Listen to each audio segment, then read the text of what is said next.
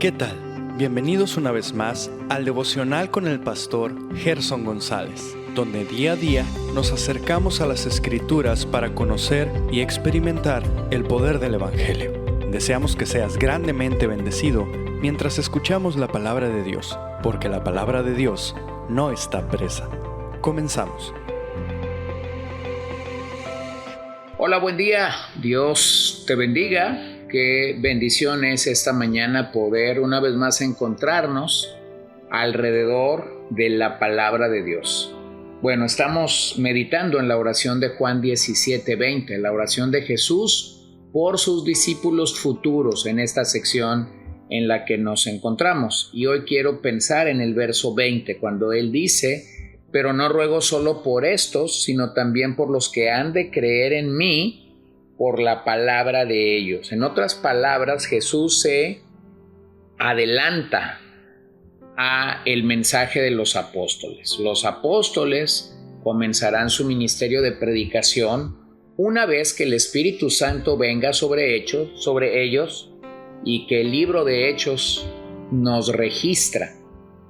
Así que Él ora para que esto pueda suscitarse, pueda darse. Por lo que la base para nuestra unidad, claramente, en este pasaje, es la persona, es la obra y es la gloria de Jesucristo. Lo vuelvo a decir, la base para nuestra unidad es la persona, la obra y la gloria de Jesucristo. Nuestra unidad yace solamente en Jesucristo. La razón por la que yo debería buscar estar unidos a otros se conecta solamente en Jesucristo. La iglesia y Cristo se pertenecen mutuamente. Quienes somos salvos podemos decir con firmeza: Cristo es mío. Y a quien ha salvado, Cristo puede decir: es mío, yo lo adquirí, yo lo compré. Así que la unidad de la iglesia está edificada en la obra interna de nuestro Señor y no en algo externo. Tenemos a su Espíritu y tenemos su gloria en nuestras vidas. El mundo no puede ver a Dios, pero sí puede vernos a nosotros, su iglesia. El mundo no puede discernir acerca de Dios claramente. Entonces, vale más que nos comportemos a la altura de nuestro testimonio. Vale más que practiquemos esta unidad, ya que un día estaremos en la gloria con todos los redimidos. Así que, en otras palabras, yo quisiera animarte y alentarte a que realmente tú dispongas en tu corazón tener unidad con otros creyentes, dejar a un lado el orgullo, la soberbia, dejar a un lado todas estas, todo esto que viene de la carne y no del Espíritu. Observa que la oración de Jesús apuntó al futuro. Él está orando por las generaciones futuras de redimidos que creerían por el mensaje de los apóstoles y aún por aquellos que seríamos alcanzados siglos después por la proclamación de dicho mensaje. En otras palabras, el Señor estuvo orando aquella noche por ti y por mí específicamente. ¿Lo puedes imaginar? Estuvo orando por ti y por mí específicamente, por tu nombre y mi nombre, clamando al Señor en el momento antes de dar su vida. Hermanos, amigos, esto realmente es algo majestuoso, glorioso, tremendo, que la mente humana no puede discernir a cabalidad. Mira cómo lo dice Hebreos 7:25, por lo cual puede también salvar perpetuamente a los que por él se acercan a Dios, viviendo siempre para interceder por ellos. Hay un grupo específico de personas por los que Jesús está orando. Él está orando por sus hijos, por los que va a recibir como el regalo que el Padre quiere compartir con él. Así que cuando lo entendemos claramente, vemos que en el proceso de conversión todos necesitamos, claro, el mensaje, claro, un mensajero que proclama ese mensaje, y también necesitamos arrepentimiento, y luego también necesitamos creer por gracia, por medio de la fe. Así es como llegamos a pertenecer a la comunidad de los redimidos por Cristo. Así es como llegamos a estar unidos alrededor de la doctrina de los apóstoles. Y es allí donde buscamos perseverar, y es allí donde buscamos confiar que el éxito de la iglesia, la prosperidad, la bendición de la iglesia es el resultado de la oración intercesora del Maestro en el verso 20. Jesús deja muy claro y por ello declara ser la verdad. Así que la unidad no puede establecerse a expensas de la verdad. Ya se han asesinado muchas verdades en el pueblo cristiano, poniendo como pretexto el amor.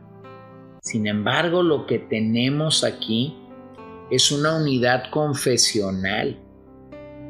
Esto seguimos, o esta la seguimos cuando estamos de acuerdo en la enseñanza de la palabra de Dios. Entonces tenemos unidad para proclamar la verdad del Evangelio. Entonces tenemos este compromiso que es lo que sostendrá a la iglesia en momentos de dificultad o en momentos de adversidad. Bueno, qué maravilloso realmente es poder tener esta idea clara de lo que el Señor nos llama a hacer. Mira cómo Pablo lo presenta en Romanos 15, versos 5 al 6. Y que el Dios de la paciencia y del consuelo les conceda tener el mismo sentir los unos para con los otros conforme a Cristo Jesús, para que unánimes a una voz glorifiquen al Dios y Padre de nuestro Señor Jesucristo. Recordemos que esta es la iglesia a la que Pablo no ha llegado aún a predicar, no los conoce, pero entiende que la misma necesidad de otras iglesias es la propia necesidad de los romanos. Ellos necesitan experimentar la unidad que solo puede venir de nuestro Señor y que se requiere para que glorifiquen al Dios y al Padre de nuestro Señor Jesucristo. Bueno, no solamente Pablo habla de unidad cuando escribe a los romanos. Recordemos el gran caso por el cual Pablo se ve motivado a escribir a los hermanos en Filipos, aquella iglesia que había comenzado cuando Pablo buscó la sinagoga y no la encontró y fue al río y ahí encontró a estas mujeres y predicó, y más tarde fue a la prisión y predicó al carcelero, y más tarde bautizó al carcelero y a toda su familia. Pero cuando Pablo escribe a los filipenses pareciera ser que está contristado y mortificado porque hay dos hermanas ahí, Evodia y Síntique, que no pueden resolver conflictos, y desafía a los hermanos y a los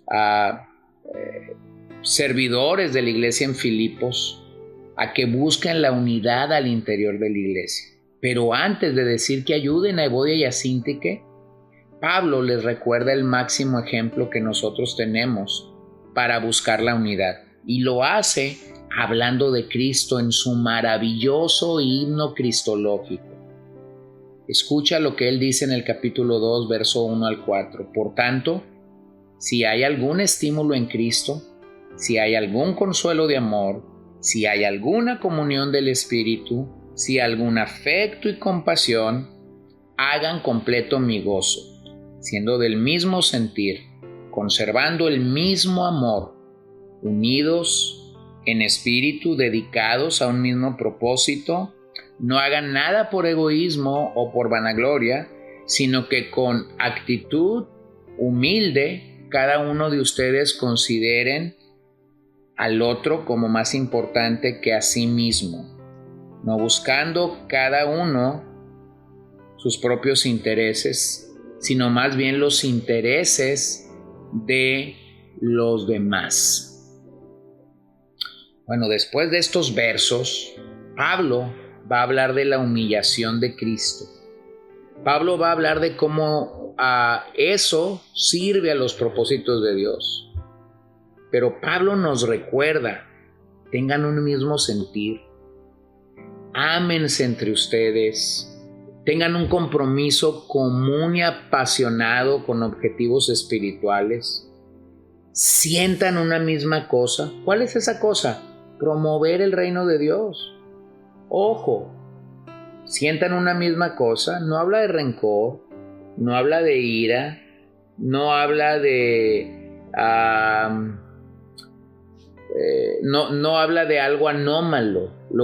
La misma cosa que nosotros tenemos que sentir es cómo promover el reino de Dios. Tristemente, a veces lo que la gente siente no es algo espiritual, sino es algo carnal. Mi lugar, lo que yo hago, mi posición.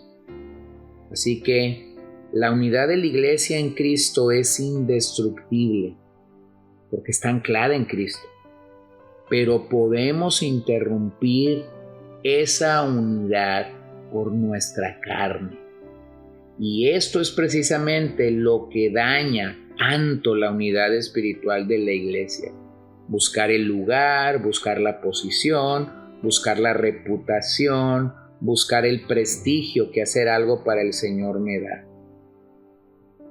La falta de pureza doctrinal, de práctica, la autonomía, las disensiones, el deseo de poder, la falta de disposición para reconciliarse, la falta de disciplina en la iglesia, la falta de ayuda mutua, todo esto provocará sufrimiento al interior del cuerpo de Cristo cuando no es entendido adecuadamente.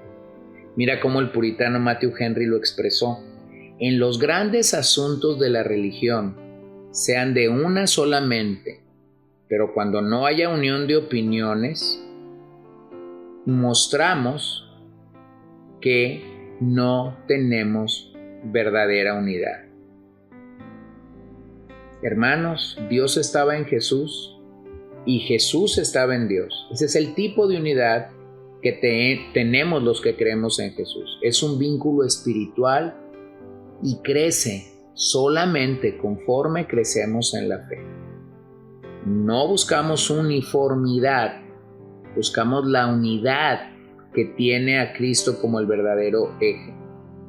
Aunque la uniformidad pudiera ayudarnos, jamás debería de ser vista como unidad verdadera.